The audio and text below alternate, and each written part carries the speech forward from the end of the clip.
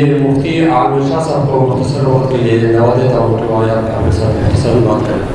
نحمده ونصلي ونسلم على رسوله الكريم اما بعد فاعوذ باللہ من الشیطان الرجیم. رشک کرتا ہے فلک ایسی زمیں پر، رشک کرتا ہے فلک ایسی زمیں پر کہ جس پہ دو چار گھڑی ذکر خدا ہوتا ہو. علماء کرام کے بیانات ہو گئے. مولانا الطاف الرحمن عباسی صاحب دامت برکاتہم العالیہ، شیخ الحدیث مولانا نور الحق صاحب دامت برکاتہم العالیہ، قاضی فخر الحسن صاحب جیسے لوگوں نے بیانات کر لیے، مگر میں حضرت بلال صاحب دامت برکاتہم العالیہ جو علماء کے سرخیل ہیں، ہمارے بڑے ہیں، ان کے حکم سے صرف دو باتیں عرض کرنے کے لیے آیا ہوں.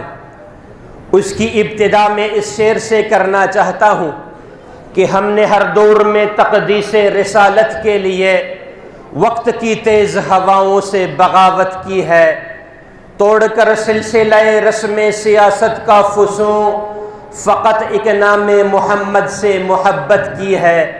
میرے دوستو، میں فضائل پہ بات نہیں کر رہا، میں نے مناقب بیان نہیں کرنے، میں آج آپ کے سامنے وہ بات کرنے جا رہا ہوں جو آج کل ہمارے مدارس پر، ہمارے مساجد پر، ہمارے علماء کرام کو درپیش ہے. FATF کے نام سے عالم کفر نے مملکت خداداد پاکستان پر پابندیاں لگا دی ہیں. ہمارے حکمرانوں نے اس سے بھی 4 قدم آگے بڑھ کر بل پاس کر لیے کہ یہ ممبر و محراب، یہ مساجد اور یہ مدارس یہ گورنمنٹ اپنی تحویل میں لے لے گی. اور پھر کیا ہوگا؟ پھر یہ ہوگا کہ علماء کرام ممبر و محراب سے اعلاء کلمت اللہ کی بات نہیں کر پائیں گے. پھر علماء کرام حلال اور حرام کی باتیں ہمیں نہیں سکھا پائیں گے.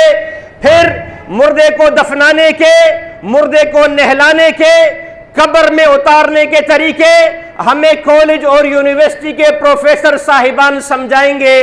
میرے دوستو، میں آج اس محفل کی مناسبت سے اور حضرت بلال صاحب دامت برکاتہم العالیہ کے اس گلستان کو دیکھتے ہوئے یہ بات واضح طور پر بتا دینا چاہتا ہوں کہ تمہارے آباء و اجداد نے بھی ان علماء کرام پر ظلم کے پہاڑ توڑے. تمہارے آباء و اجداد نے بھی ہم سے مساجد اور مدارس چھین لیے، کبھی وقف املاک کے نام سے، کبھی علماء کرام کو شہید کیا، کبھی ہماری بچیوں کے دوپٹے نوچ ڈالے، کبھی روڈوں پر ہمارے علماء کا خون بہایا. مگر قربان جاؤں ان علماء کرام پر، مولانا بلال صاحب جیسے استقامت والے لوگوں پر کہ آج بھی یہ بچوں پر محنت کر رہے ہیں. انہیں لا الہ الا اللہ محمد الرسول اللہ کا کلمہ علی الاعلان پڑھا رہے ہیں. انہیں نبی کی سنت، انہیں نبی کے طریقے سکھا رہے ہیں. صرف مرد ہی نہیں، عورتوں پر بھی محنت کر رہے ہیں. کہیں ایسا نہ ہو ہماری ماں، ہماری بہنوں، ہماری بیٹیوں کے گود بانجھ نہ ہو جائے. اس میں حسین احمد مدنی جیسے علماء پیدا ہو جس نے کل خالق دینا حال میں انگریز جج کو مخاطب کرتے ہوئے کہا تھا کہ جج صاحب، تم مجھے جس موت سے ڈرا رہے ہو میں انڈیا سے اپنا کفن لے کر آیا ہوں. آج بل پاس ہوا ہے کہ یہ مدارس گورنمنٹ اپنی تحویل میں لے لے گی. مساجد کے علماء 6 مہینے سے زیادہ ایک مسجد میں امام نہیں رہ پائیں گے. تم مجھے جس دیوار سے لگانا چاہتے ہو، تم مجھے جس اندھیرے کنویں اور گڑھے میں پھینکنا چاہتے ہو، خدا کی قسم میری سو جانے ہو، میں محمد عربی کی عظمت پر، محمد عربی کے دین پر، محمد عربی کی عظمت کے لیے 100 جانے بھی قربان کرنا سعادت سمجھتا ہوں. میرا ہر بچہ، میرا ہر نوجوان، میرا ہر عالم چاہو میرے نبی کی عظمت کی بات آئے، چاہو میرے نبی کا دین قربانی مانگے، ہم اپنے جسم کے ٹکڑے کروانا اور ٹکڑوں کے بھی ٹکڑے کروانا سعادت سمجھتے ہیں۔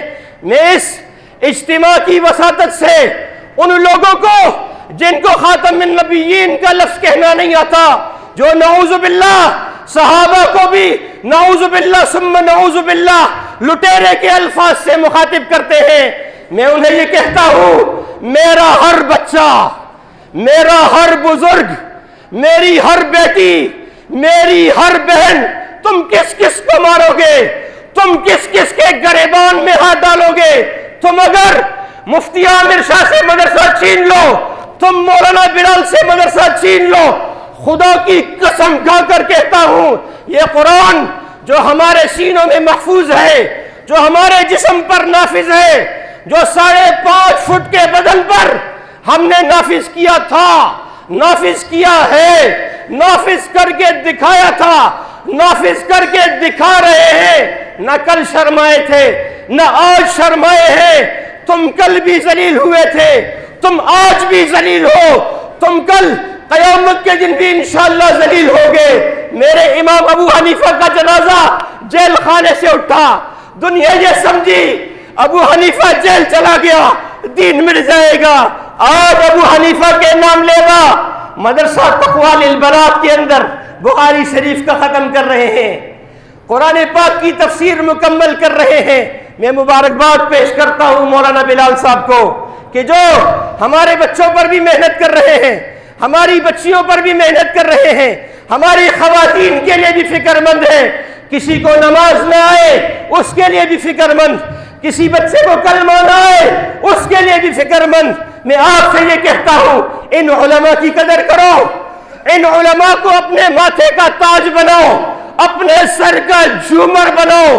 انشاءاللہ اگر ان علماء کی قدر ہم نے صحیح معنوں کے اندر کی، انشاءاللہ ہماری دنیا اور آخرت دونوں کامیابی والی ہوں گی۔ وآخر دعوانا ان الحمدللہ رب العالمین۔